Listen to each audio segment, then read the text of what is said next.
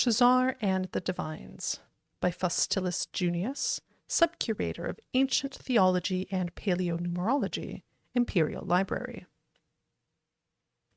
The position Shezarr enjoys in Cyrodiilic worship, if often misconstrued.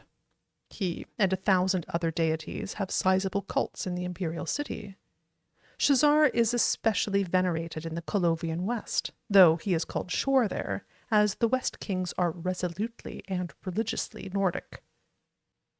The haziness of Shezarr's relationship to the Divines, he is often called their missing sibling, begins with Saint Alessia, the so-called slave queen of Cyrodiil, the founder figure of the original Cyrodiilic Empire. In the earliest Syro-Nordic stories of the Heartland, Shezarr fought against the Aloids, the Heartland High Elves, on mankind's behalf.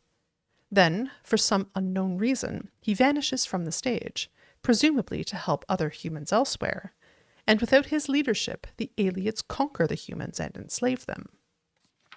This slavery lasts for generations.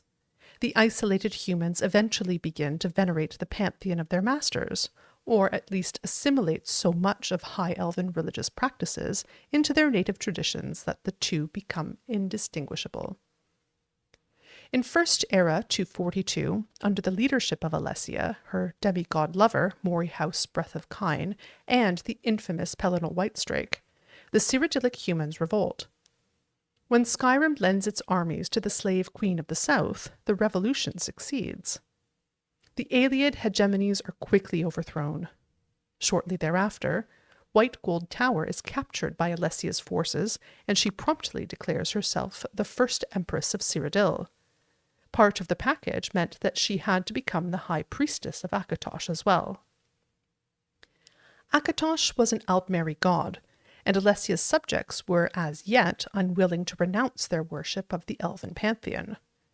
She found herself in a very sensitive political situation.